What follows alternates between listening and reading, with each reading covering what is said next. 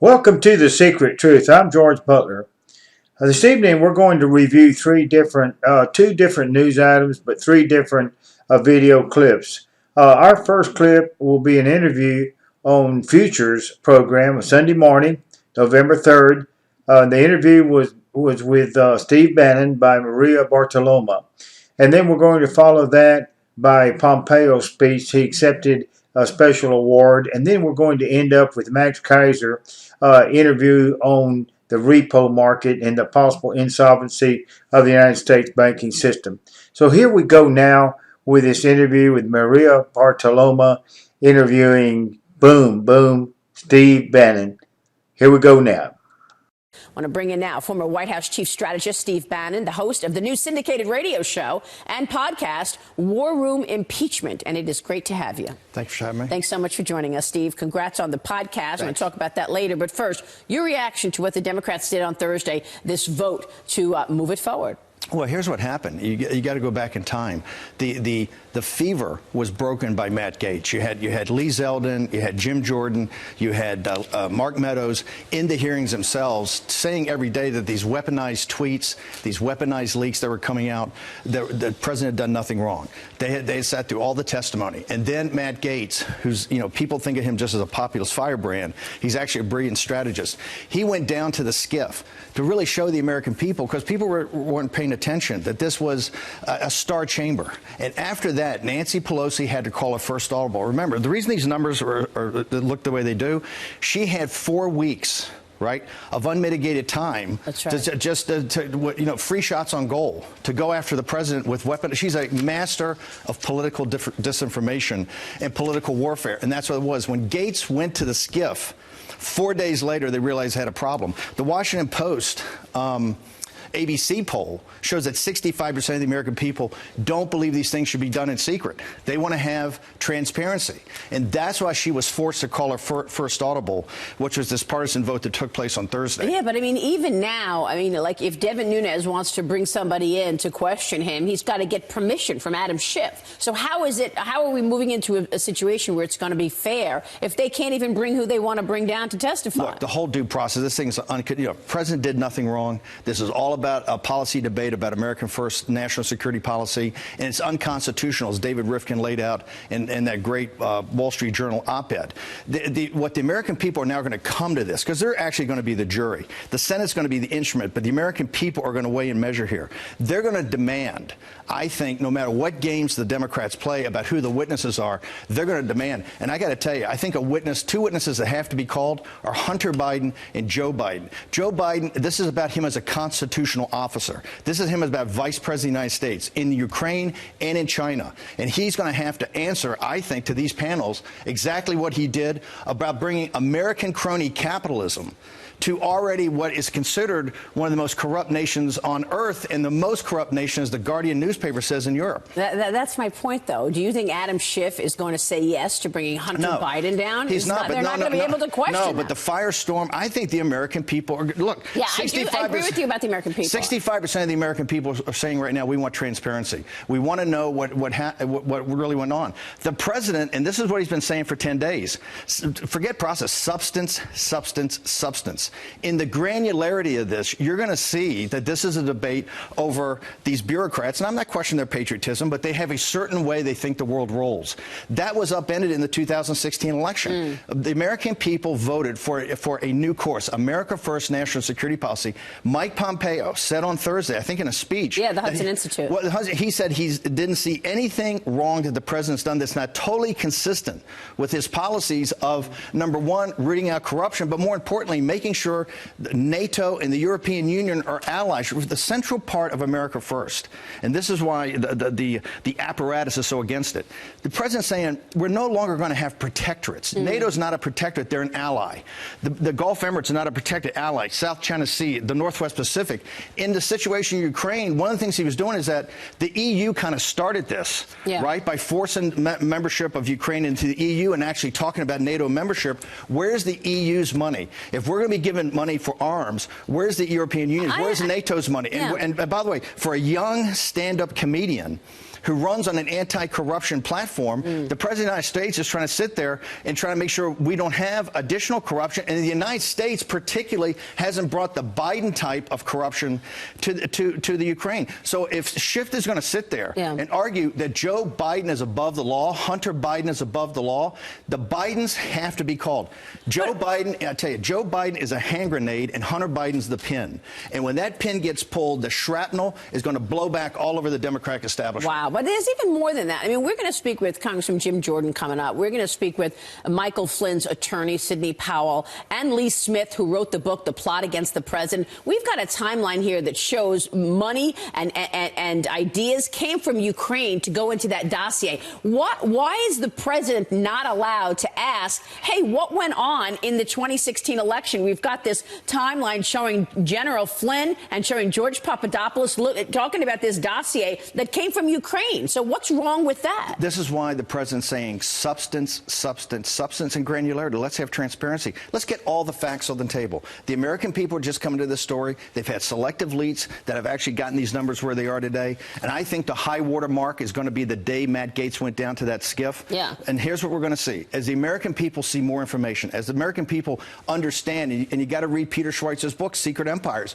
which really kicks this off, not about Joe Biden running for president, not about Joe Biden ever having another political office, but Joe Biden as the epitome of American crony capitalism and corruption in his dealings, not just with the Ukraine, but China. We have to get into China and see how Joe Biden's been compromised and how his son garnered wealth from the Chinese Communist Party. The president changed the conversation on China. Let's face it. Now, people understand the way they've been stealing for us for so long. But you think that there is a price to the acquittal of Donald Trump. You think there is a price of this impeachment nonetheless. That impeachment vote is going forward now. Nancy Pelosi may very well impeach President Trump in the House, regardless of if it fails in the Senate. What does that mean? Oh, first off, she's all in. You understand now. They've burned the boats and they are marching inland, right? They're going to impeach the president on 2 charges sometime in December, no matter what the information shows. They're politically all in. And so the question, what I've said is that it's not simply about the acquittal. It's about the acquittal that allows President Trump to continue the Trump revolution, to continue his agenda, which is, stopping mass illegal immigration to protect our workers. And you can see that in the jobs number on Friday. The jobs numbers show you on Friday that President Trump's immigration policies are working to protect low-skilled workers and that his trade policies are working. Trade and immigration, and that's the 2 things. What they want to stop his program about immigration and about building the border wall. They want to stop his confrontation with China, and they want to stop his stopping these endless foreign wars. Those 3 elements are the 3 legs of the stool of the Trump revolution. Besides the deconstruction administration state, that's key. That's where they want to stop. This acquittal has to be a non-conditional acquittal that the Trump revolution and President Trump is able to go forward and lead it. And Lindsey Graham recirculated the resolution talking about the fact that it is going to be dead on arrival in the Senate. What was your thoughts about what Lindsey Graham is trying to do here? Well, Lindsey Graham's good, but the first proposal had 2 sections to it. One was about them saying that President Trump didn't do anything wrong and backing up what he had done. The second part was about process. In the Dispatch, the spinoff, I think, of the Weekly Standard, reported that 25 Republican senators wouldn't agree to the first, or they wouldn't sign it. Even when Lindsey Graham, when he took that out, even at the first time, there were 9. And then public pressure came. Public pressure of the Trump base and Republicans that sat there and said, hey, what you're doing is wrong. Now we have 3. And that pressure has to continue. Here's what President Trump has done with his unity and substance. Over the last 10 days, he has unified the entire movement in the Republican Party like in 2016, everyone. You've got the establishment Republicans, the libertarians, the limited government conservatives, the MAGA crowd, the populists. They're all united now to say, hey, these radical Democrats are not going to be able to overturn the 2016 election. We're not going to go along with the nullification project. And people, that's why I've canceled all my European trips and throughout the world to start this war room with all volunteers right now from the Trump campaign and from people that supported President Trump over the years to say, we as volunteers, we're going to set up and take notice and say, hey, this is not acceptable. So what is your reaction to what went on this weekend in Iowa? You had the Democratic candidates there there in Iowa talking about their own agenda while also trying to trash President Trump. I want to get your take on the current lineup. But let's talk about Iowa. The dinner, the Liberty and Justice used to be the Jefferson-Jackson Day. It's the single most important event that will happen before the Iowa caucuses. Besides Bernie Sanders, I listened to the speeches of the next four candidates of Warren and Mayor Pete and Kamala Harris and Joe Biden. I didn't hear impeachment mentioned once. They think impeachment. They say they hate Trump. We got to beat him. It's all, pure hate Trump. They didn't want to touch impeachment. And you know why? The American people out there in the hinterland, the Marquette poll in Wisconsin showed only 41% of the people. When you look at it by state, they're sitting there going, why are we not focused on USMCA? Why are we not focused on Hong Kong? Why are we not focused on China? Why are we not focused on what's going in Syria? Yeah. Why are we not focused on infrastructure and prescription? The American people, and particularly Nancy Pelosi, had these 31 Democrats that won these districts that we won in 18. She said, never mention impeachment. The American people do not support this. And the more information comes out and the opportunity cost. She doesn't want them to mention the word. No, but by the way, at the dinner the other night, they didn't mention the word. Go back and look at why is Elizabeth Warren not talking about it? Why is Mayor Pete not talking about it? Because they understand in front of an audience who doesn't like Trump to talk about taking their time. What Nancy Pelosi has allowed Schiff to do is to, over the Christmas holidays, force a constitutional crisis that will suck all the oxygen out of the room. Yeah. We will not do USMCA. We will not do infrastructure. Yeah. We will not do prescription drugs. Everything will stop. They don't want to talk about the economy either because it's in such a boom moment right now. We're going to take a short break. You have said in the past you think somebody else is coming to join that lineup. We'll talk about that. Stay with us. More with Steve Bannon when we come back. Also ahead, 2020 Democratic candidate Tulsi Gabbard. Congressman Jim Jordan is here, and the lawyer for former National Security Advisor Michael Flynn. Follow me on Twitter at Maria Bartiromo, at Sunday Futures, and on Instagram. Back in a minute as we look ahead on Sunday Morning Futures. Welcome back. We are back with former Chief White House strategist Steve Bannon. Steve, you said in the past you don't think this is going to be the lineup come 2020 on the Democratic side. I think if you look at the Liberty and Justice dinner in Iowa the other night, Joe Biden was totally uninspired. Right. And I don't think Mayor Pete got that Obama moment he was looking for. I just don't believe that the centrist, that, particularly the Wall Street crowd in the Democratic Party, are going to sit there and think that have a coronation for Elizabeth Warren. Elizabeth Warren's policies are so radical. The math doesn't even come close to $52 trillion for the health care plan. First off, you have to go this modern monetary theory. You have to totally change the way we've ever thought about finance, the way you thought about money, to even have some concept of the radicalization of what her policies are. Yeah. So I think that Bloomberg and Clinton are still there, as Biden's in fourth in Iowa. He's in second in New Hampshire, I think, dropping to third. He's losing steam everywhere. You think Michael Bloomberg or Hillary Clinton will enter this race? I think that they are the two best representatives of what goes for today, the centrists of the Democratic Party. I believe the centrists, no matter how late, sometime before Iowa or even come in, I don't believe they want to seem like they're disruptors. Right, so they don't want to elbow Biden aside, but as the natural gravity falls out in the first two races, South Carolina is what's propping him up right now. And Mayor Pete, if Mayor Pete does not get the traction, and he did not have an Obama moment the other day, I think that the centrists are going to have a vote, and they're either going to look and say Bloomberg or Clinton are the best shot. Can they beat Donald Trump? No. The only person who can beat Donald Trump is Donald Trump. Donald Trump right now, there's not a candidate out there that can defeat Donald Trump. How about Tulsi Gabbard? She's coming up in a few minutes. We're going to talk with her. She's having a fight, basically, with the Democratic Party because they keep overlooking her, not giving her a fair shot. She had that Twitter fight with Hillary Clinton as well. Well, look, I think she's a rising star, Major Gabbard. You had her in when you were campaign manager. Well, in the transition, she actually came up and talked to then candidate President-elect Trump for a position potentially in the administration. She didn't take it. She wanted, she's a Democrat. But I'll tell you one thing, she's incredibly impressive. You talk about foreign policy and somebody knows the details of foreign policy. And I think particularly we're going to have a debate in this nation over the next 14 weeks about America first, national security and foreign policy. That's what this impeachment thing is going to be. And I think the American people are going to sit there and go, hey, this is exactly what we should be doing. This is why Trump's president. And Tulsi Gabbard, I think more than anybody actually understands America First national security policy. She's been a serving officer, Army officer over the Middle East. She served her country. She's a patriot. So what was the job she intervied for with then President-elect? At the time we were looking for people at the State Department, the UN, those types of things, because she had and even potentially the Defense Department. She had such a deep knowledge of national security policy. Would the president put her in a role if he gets reelected in 2020? You have to ask the president. I don't want to, but I'll tell you one thing. She's at the caliber, whether she's running for the president of the Democratic slate or serving in a cabinet, she's the type of person as a nation we want serving in a cabinet, whether it's a Democratic president or a Republican president. China and Hong Kong. This is an important story because now we think that maybe we're close to a deal on phase one, and yet the president has educated all of us about the behavior of China, rounding up Muslims, 2 million of them in concentration camps, stealing intellectual property from the United States, and of course tracking citizens all the time. Look, Ukraine's a sideshow to a sideshow.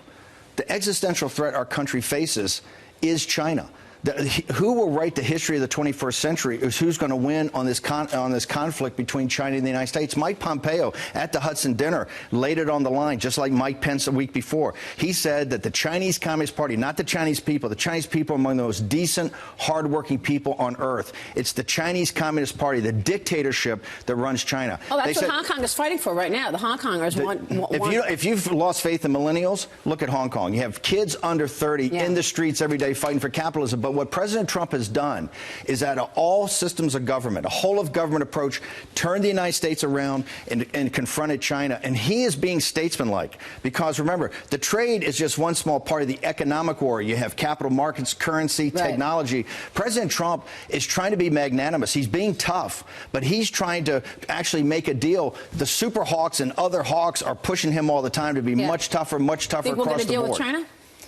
I think, look, it's up in the air. Here's the one thing I would know. If it's a Trump deal, I don't think we get it because they're not going to live up to the standards he has. If Secretary Mnuchin, who I like a lot, is a good guy, if it's a Mnuchin deal, the Wall Street faction, you don't know what's going to come. So I think it's about President Trump and enforceability and what President Trump's been fighting for about getting a level playing field and fairness for the American worker. That's what his agenda has been from the get-go. Steve, it is great to have you. Thanks so much. Steve Bannon joining us there. One thing about Steve Bannon and Maria Bartiromo, they put it out there straight. And there's no one better at synthesizing, coming to a conclusion, and laying it on the line as Steve Bannon. And Maria Bartiromo is a good interview also. He states at the end, if you noticed, that he thinks that Joe and Hunter Biden ought to be called in for testify for maybe the Senate. We can't get him in there on the House. That's completely unrealistic to hope for that. But possibly the Senate could have him called in to one of those committees on the Senate side to testify. But anyway, coming up next is an award ceremony, Khan Award, given to Secretary Pompeo. And in this acceptance speech of the award, he lays out a very, very harsh line against China, the Chi-Coms, the Red Chinese today. And he doesn't let up off of it, and he takes it to the hilt. So that's important to watch this carefully. Thank you very much. Thank you. Thank you. That's very kind. I always prefer if I get the applause after I speak, because then you know how you did. And Rupert, you referenced the Senate race and book publishing. I'm pretty sure those are both felonies if I talked about them. So I'm not going to mention either tonight. Thank you so much for those kind words, Rupert, for your generous introduction. Distinguished guests, ladies and gentlemen, it's great to be with you all tonight. It's remarkable. I'm sitting at the table with Dr. Kissinger and Hank Greenberg, the Stearns, amazing people who've done amazing things for America. Thank you all so much for your remarkable service. I've been fortunate to get a chance to know Dr. Kissinger, and he's in his mid-90s. Secretary Shultz is mid-90s. I got a lot of runway left. Must be something about Foggy Bottom that keeps you going. Thanks to Ken and the Board of Trustees here for taking such good care of us. I'm humbled by your generosity and the receipt of this award tonight. My son often reminds me there's much for me to be humble for. I actually told him about this, and he got online, he looked up all the previous recipients, and he wondered if the Institute hadn't lost its way. He's also famous for having sent out a note to the entire team that takes care of me when I travel, saying, when my dad got off the plane tonight, he looked like he was half dead. Would somebody put makeup on him? It was like 3 a.m. in some far-off place. You know, I thought I'd take you back just a minute to talk about something that's very much on my mind.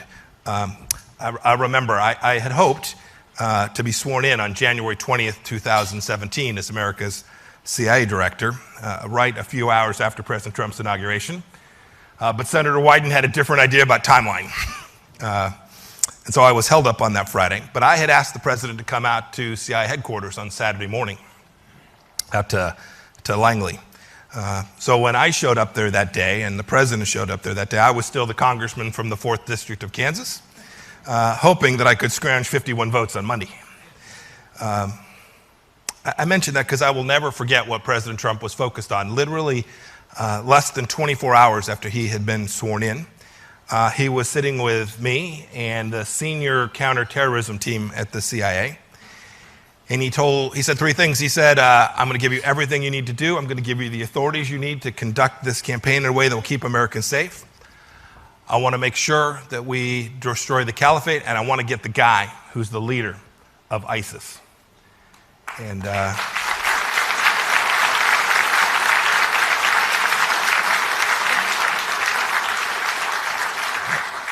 we worked for 2.5 years. The team was fantastic. The work that was done will absolutely make an important contribution to America's national security. The president led that effort. He was committed to it.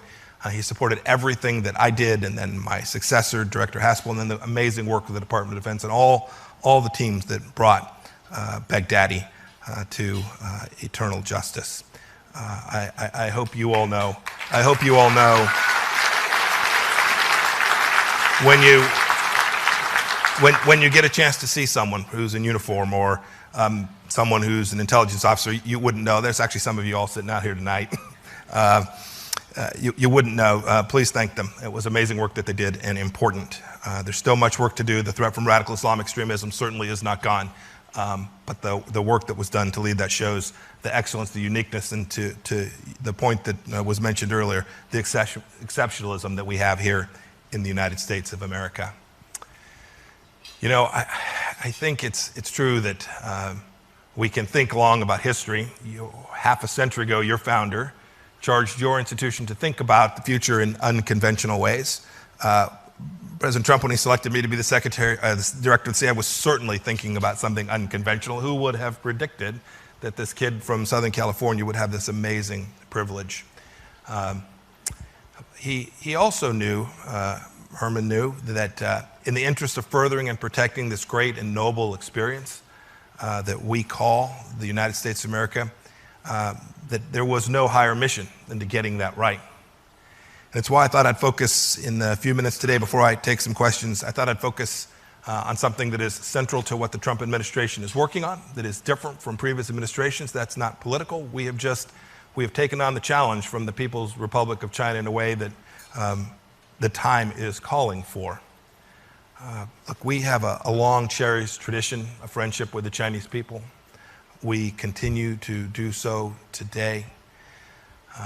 We have a Chinese American community here in America that we love and treasure. I've known them through business and personal ties. I've known many of them. But I must say that the communist government in China today is not the same as the people of China. They're reaching for and using methods that have created challenges for the United States and for the world. And we collectively, all of us, need to confront these challenges from the PRC head on and along each of the many facets. There are many opportunities to be sure, but it is no longer realistic to ignore the fundamental differences between our two systems and the impact that those two systems have, the differences in those systems have on American national security. This is a departure for sure, might be viewed as unconventional. It's not what you've heard from leaders for the last 2 decades plus. Frankly, we've been slow to see the risk of China, the risk that it poses to American national security, because we wanted friendship with the People's Republic from the very start, and because we, as Americans, always continue to hope for that.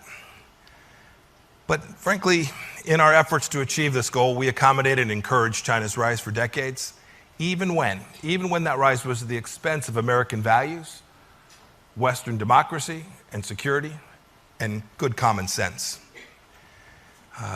We downgraded our relationship with our longtime friend Taiwan on the condition that the Taiwan question would be resolved peacefully to normalize relations with Beijing. We all too often shied away from talking directly about the human rights issues there and American values when they came into conflict. And we downplayed ideological differences even after Tiananmen Square massacre and other significant human rights abuses. We encouraged China's membership in the World Trade Organization and other international organizations, premised on their commitment to adopt market reforms and abide by the rules of those organizations. And all too often, China never followed through. We hesitated and did far less than we should have when China threatened its neighbors like Vietnam and like the Philippines, and when they claimed the entire South China Sea. Frankly, we did an awful lot that accommodated China's rise in the hope that communist China would become more free, more market-driven, and ultimately, hopefully, more democratic. And we did this for a long time. There's another reason we adopted these policies. We didn't realize how China was evolving. Frankly, the American people didn't get the full story. I've talked to so many business leaders. U.S. companies that invested heavily in China were forced to comply with China's terms. This includes just about any topic that the Chinese Communist Party deemed controversial. Beijing's intransigence creates a permanent class of China lobbyists in the United States. Their primary job is to sell access to Chinese leaders and connect business partners. And frankly, whenever there was a dispute or tension in a relationship, many of our scholars blamed the United States for misrepresenting the nature of the Chinese Communist Party. Meanwhile, Beijing controlled and limited access to our diplomats, journalists, and academics when they were traveling to mainland China. They still do that today. If you saw the difference in how Chinese diplomats are treated and how American diplomats and the access they have, you too would find the absence of reciprocity deeply inconsistent with American values. And China's state-run media and government spokespeople filled the gaps, routinely maligning American intentions and policy objectives. They still do that today. They distorted how Americans view the People's Republic and how they review General Secretary Xi. These bad outcomes were all too predictable. They were predictable byproducts of dealing with a secretive regime that doesn't respect fairness, the rule of law, and reciprocity. Today, we're finally realizing the degree to which the Chinese Communist Party is truly hostile to the United States and our values, and its worst deeds and words, and how they impact us. And we're able to do that because of the leadership of President Trump. The president sounded this issue, this alarm, since his very first day. I remember one speech he gave back in Pennsylvania when he called China's WTO membership the greatest job theft in history. A lot of people laughed. I don't think so many of them are laughing now that they can see the reality. It's the case that now we know China weakens America's manufacturing base by conducting massive intellectual property theft. I had a group of Fortune 500 CEOs in my office last week. The stories are staggering. Now we know, too, that China threatens American freedoms by demanding our companies self-censor to maintain access to that Chinese market. We've all seen the stories recently of the NBA. The truth is Beijing ought to be free to run its own PR campaign. They're a sovereign nation. But if we disagree, our companies ought to be permitted to have that disagreement. Silencing dissent simply is not acceptable. And now we know that China threatens America's national security by developing asymmetric weapons that threaten our strategic assets too. The list goes on. And these aren't just our problems. They're problems for all nations that share our values. When we see Beijing use coercion as a preferred tool of statecraft, it's not good for those of us who believe in democracy and sovereignty as the fundamental norms that ought to dominate world commerce and the way nations interact. These ideas, they threaten the free and open international order by making extrajudicial, territorial, and maritime claims in places like the South China Sea and the Taiwan Strait. We know, too, that Beijing entwines its neighbors and others in its state-led economic model, often closing deals with bribes, often trapping many in debilitating debt levels, threatening their own sovereignty. And now we know, too, and we can see, China's regime trampling the most basic human rights of its own citizens, the great and noble Chinese people. We've seen this in Hong Kong, where they need to live up to their promises and commitments, and we've seen it in the gross human rights violation of ethnic minorities in Xinjiang. We know, too, that the Chinese Communist Party is offering its people in the world an entirely different model of governance. It's one in which a Leninist party rules and everyone must think and act according to the will of the communist elites. That's not a future that I want. I think it's not a future that anyone in this room wants. It's not a future that other democracies want. And it's not a future that the people of China, the freedom-loving people of China everywhere, don't want this model. President Trump's national security strategy lays this out. It recognizes China as a strategic competitor. That means there's challenges and there's real opportunities, and we hope that we can engage with them in ways that are constructive. But it's reality, it's the truth. It's also the case that we didn't choose some of these issues. China forced them upon us. In the coming months, I'm going to give a series of sets of remarks. I'm going to talk about each of these in some more detail. I'll talk about the competing ideologies and values and the impact that has on America and the world. The Chinese Communist Party is a Marxist-Leninist party focused on a struggle and international domination. We need only listen to the words of their leaders. I'll discuss, too, how they interfere with the things we take most for granted here in the United States. The party's intelligence agencies, the United Front work, and its propaganda outlets have embarked on a global campaign to change public opinion in favor of Beijing. We want to preserve our freedoms, our freedom of speech, and we want to make sure that information flows freely everywhere. And I'll discuss, too, the impact on the international order. Beijing is actively creating its own international space, and it participates in international organizations to validate its authoritarian system and spread its reach. We, in the United States, and I think the good people who are part of the Hudson Institute, want to preserve the existing free and open international order that the United States has helped create and continues to lead. And I'll talk, too, about the economy. China has engaged in unfair predatory economic practices, and it's utilizing state assets to build its economic footprint all around the world. We want China to be successful. We want it to have a successful economy. We want a transparent, competitive, market-driven system that is mutually beneficial for all involved. You can see the first steps towards that in the phase one deal that we're close to signing. I'm optimistic we'll get there. It's a good thing, a place that we can work together. We want to make sure that we get that right, and we want to make sure that the economic relationships are fair, reciprocal, and balanced as between us as well. I think this will show that there is common ground to be had, and the Trump administration will work tirelessly to find it wherever we can. And I'll get a chance, too, to talk about how our militaries compete and the capabilities that China has built up that far exceed what they would need for self-defense. You know, there's lots of discussion, lots of think tank discussion, lots of academic discussion about what the relationship will look like between the United States and China in the years and decades ahead. I'll be clear about what the United States wants. We don't want a confrontation with the People's Republic of China.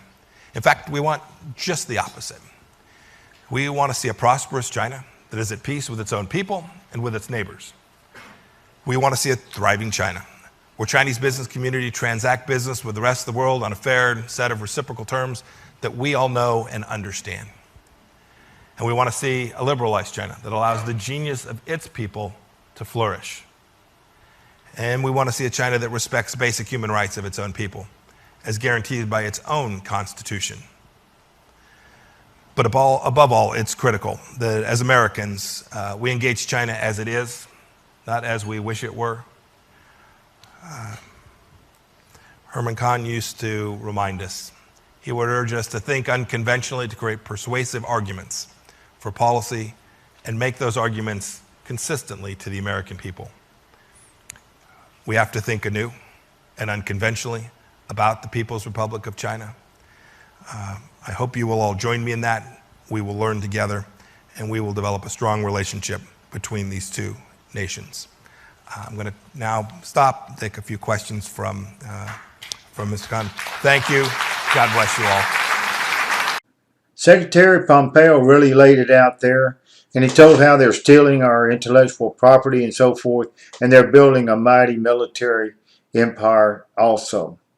Coming up next is Mike Keiser, and he lays out our problems with, just recently in the last few weeks, 4 or 5 weeks, there's been this rise in the interest rate in the repo market, and then our Fed has stepped in and started pumping in a tremendous amount of money, doing quantitative easing, not only buying securities, but also injecting funds into the repo market.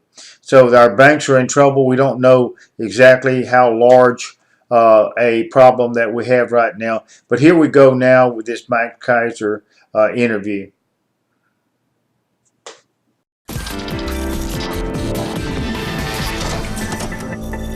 Welcome back to the Keiser Report. I'm Max Keiser. Well, we are fortunate indeed to have in the studio with us, in person, David Morgan of the Morgan Report. David, welcome. Max, thanks for having me. And so I am paying you off. We'll start the show off. What do you got there? That's $1. And most people don't even know $1 is a weight. It is a weight of silver. 371.25 grains of 9995 silver, which is about 3/4 of a troy ounce. So the Treasury can't even get it right. When they mint the new dollars that says $1 on them and it says $1, it's a full ounce, which is actually about a 25% gain in silver. So they don't even know it's a weight. But let's get it. Well, thank you so much, and I'll cherish this. Now let us proceed as we are wont to do. I need to pick your brain. You know, you've been in this business a long time. We've been doing shows together for a long time. We're so old. Do we remember when gold was $2,000 an ounce? Exactly. The Fed's repo operations are rapidly increasing in size and scale. Should we be alarmed? What's going on? We don't know exactly, or I should say I don't know exactly, but it's obvious there's some insolvency. There's banks that are illiquid, they need to borrow, and no one wants to go to the discount window of the Fed for the borrowing money of last resort. It means something is drastically wrong in the system. Let's unpack that a little bit, because in other words, you're saying there's an insolvency somewhere in the system. Right. And so why would, and they don't want to go to the discount window, right? So explain more about what does this all mean? Yeah, banks, so there's an overnight lending rate, and that's based on bank to bank. So every bank is required to have a certain reserve of cash on hand. If they don't meet that requirement, they have to borrow overnight to meet the law. That's a regulation. That's so you're supposed to have regulation. certain reserves based on how much you've lent out. You need to have some certain bank on the reserves to maintain the ratio per law. Correct. Right? So Exactly. Go ahead. So to meet that requirement, if you're short, you go to another bank that might have an excess, and they can loan you that money overnight, and you pay a small interest for that loan. And then the next day, the books are square and life goes on. However, if you can't find a bank that will loan you the money, you can go to the Fed and say, at the bar of last resort, hey, I need to borrow to meet my reserve requirement, loan me the money overnight. Well, that's kind of telling the system, the banking system at large, that no bank will loan to me because I don't trust the bank that needs the money. I have to go to the Federal Reserve to borrow it. So it puts some caution in the system because people, or the banking system, wonders why in the heck does this bank get rejected by every other bank to borrow? I have to go to the Fed. So it's sort of the walk of shame to go to ask the Fed to borrow money when another bank or other banks won't loan to you. Well, this is happening again and again and again, as you well have outlined. And Every day we get the same message that, we need a repo, we need to extend it. So now your feeling is that this pertains to one institution in particular that is not being named, that is having trouble staying out of insolvency? Could be, but it's immaterial in a way because all these banks are inextricably interconnected, which means if it is just one and it falls, then it hits 2, that hit 4, that hit 8, that hit 16. They're all interconnected, so it could take a Deutsche Bank going down, or like Lehman, where you see this interconnectedness of these banking system at large start to fail. One goes down, a big enough one will probably take everything with it. I mean, if you go back to the 30s, the Credit Gestalt Bank wasn't a very big bank, and no one really thought much of it going down in Austria, but that was actually the first domino of the system. Right, and then you had Lehman Brothers, of course, in 2008. It was kind of a domino. Yeah. In 1920-21, there was also a similar kind of collapse. And let's talk about base money for a second. The base money supply has declined by over 23% since 2016. This is by far the longest and deepest decline since the Fed was created in December of 1913. The inflation-deflation debate could be resolved soon, and the winner could be deflation. Okay, so the base money supply has declined 23% since 2016, and that's the biggest decline on record since the Fed was created. What does that mean? What does that tell us? Well, it does indicate it could be deflation. I mean, when I started this career and started the public speaking circuit, I was more of a deflationist than an inflationist. I got turned around several years ago because Jim Poplava did a study of all non-backed currencies, and every one ended in an inflation. But if you go back earlier, any gold-backed currency like we had in the 30s was a debt liquidating depression, which was a deflationary depression. I don't rule it out entirely, but I think it's unlikely the end game will go that direction. Well, the point here is that the base money is the gold in the system today. Right. Right? And so using that analogy, if in fact the base money is declining rapidly and you have an institution that's in distress, or many institutions that are in distress, and they can't meet their requirements, then it's a setup for some defaults. You know, there's built in the system, as you and Stacy well know, that if you can't pay a bond and you default on it, interest rates will start shooting up, which means the value of the bond comes down drastically, like what happened in 1980 when Volcker was in charge, which is hugely deflationary. I mean, think about interest rates going to 10%. No one could meet their debt obligations from the government side, and yet you would have a huge deflation in the value of those bonds.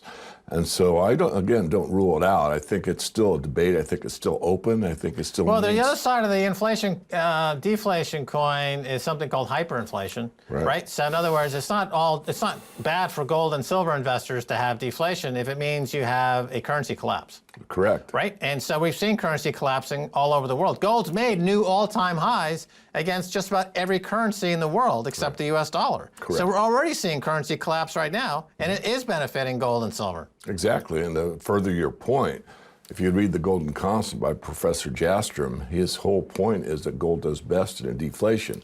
You have to take into account that most of his study had to do with the gold-backed currency in most of the sectors that he studied, but nonetheless, it's a good point to keep in mind. An inflationary depression and a debt liquidating depression aren't that much different. In one, you lose faith in the currency altogether. You just absolutely don't trust it at all. And in a debt liquidating depression, currency becomes valuable again, and people, of course, trust it, so you can restart the system. Morally, in my belief, the debt liquidating depression is actually more moral than an inflationary depression. Right, because the bad guys get spanked for having incurred such a horrible incursion into zombie companies, zombie banks, and they're just being kept alive through machinations of the Fed and this type of thing, and they need to be punished. Exactly. They need to be punished, David Morgan. You know, for me, the idea has always been, and I'm an idealist, as you know, Max, but I mean, the right to succeed is also the right to fail. And if these guys make bad loans and do the wrong thing, they should be punished. I mean, the market should be able to work both ways. That's why Obama should have bailed out the debtors, not the creditors. Yeah. Right? I mean, okay, so anyway, so Alistair McLeod of GoldMoney.com recently suggested that China could soon announce it has 10,000, perhaps 20,000 tons of gold. Is this crazy? Is it possible? What are your thoughts? Well, he and I are not super close, but you know, we have our private talks now and then. I don't think he's crazy. I wouldn't go with 20, but 10 I don't think is out of the question. But the answer is no one really knows. Okay, but the premise here is that they've been secretly accumulating a huge stockpile of gold as kind of the nuclear option against the dollar in the U.S. If this trade talks with China go badly, China can whip out this nuclear option and say, you know what, we actually got 10, 15,000 tons of gold. And the dollar's now finished, and we're going, us, Russia, and somebody else maybe are going to go to a gold-backed currency. You know, forget it. You're toast. Right. One fine point that very few people know about the amount of gold that China has is asking the wrong question. When they report the amount of gold, what has happened is it's asked specifically how much gold is held in that bank in China, and they give you the answer instead of asking the correct question, which is how much gold everywhere in China is held under the national name. They don't ask that question. So the Chinese are actually answering a very explicit question in a very explicit way. So no one really knows the amount because they don't actually report everything. They're reporting what's asked for. Who's the biggest gold miner in the world? Probably the Chinese. And do we ever see a gold ingot with a Chinese stamp on it? Never. Well, I mean, you see them, but they stay in China. They're Right. not allowed to export. They don't leave. Yeah, you see So pictures of them. Right? Yeah, Plus, they're buying everywhere. exactly. And they by official reserve number, they're number 2 or 3, I think. Mm-hmm. And so they could easily be number 1 on a stealth. Right. The stealth basis. Agreed. So China has changed course from a more secretive to now more public about the gold holdings. But even so, they seem to be opening their kimono to mix Asian countries a bit to maybe telegraph that this is coming. If you continue to pressure us, we're going to start to leak information into the marketplace that, we actually have a little bit more than you thought. No, actually, it's quite a bit more. Like they're playing this cat and mouse game on trade. Does Trump... Does he understand that? Like, does he have the intellectual chops to understand it? Like, if somebody came to him and said, you know what, China could, announce they've got 20,000 tons of gold, would he know what that means, or would he have to explain that to him? I think he probably would know, at least intuitively he would know, in my view. But nonetheless, I think he would need the details to make a, correction, decision. So it could be the Pearl Harbor of 21st century. It's possible. That could be wild. All right. So last week, President Xi over there in China said that China should implement blockchain technology across the economy. Again, is this part of the disintegration of the U.S. dollar as a weaponized global financial grid? So President Xi of China, they've been flip-flopping back and forth. They come out and say, actually, we like blockchain. Blockchain is a threat, according to Brad Sherman in California. It's a threat to the dollar. Not China saying, we like blockchain. Your thoughts? I think part of the whole crypto thing, and Bitcoin is probably the prime example, has to do with the cashless society. I really think that's the big move for the bankers. I mean, a lot of people get really mixed up in politics, and that's okay with me. I let people be themselves. But I love to show the slide that I put in most of my talks these days, and that has to do with the movie Thrive. And in that movie, it shows your pyramid. And the bottom of the pyramid is the political class. And everyone thinks they're the big leaders. They see him on TV. He's got the biggest power and all that. But above that is your huge conglomerates, your big corporations, and takes you back to the movie Network, where I forget the character's name, but he says there's no China, there's no U.S., there's no Mexico, there's only AT&T, 3M, and this is the truth. And then above that is your commercial banks, and above that's your investment bank. You have meddled with the universe, Mr. Beale. Yes, Right? Mr. Beale, that's right. We're going to cut it off there, but we're going to pick it up in a second segment, if you can stay. Oh yeah. Don't go away. I don't leave till 4. Don't spin on your chair. We talked about that in the beginning, David. I thought we were No done. chair spinning. All right, that's going to do it for this edition of the Keiser Report with me, Max Keiser, and Stacey Herbert. I want to thank our guest, David Morgan of the Morgan Report. Catch us on Twitter at Keiser Report. Until next time, bye, y'all. Thank you for watching this Sunday edition of The Secret Truth, and we'll have some more of these as time goes on. I'm trying to lay out some of the most important problems facing America at this time. But thank you and good night, and God bless each and every one of you. Good night.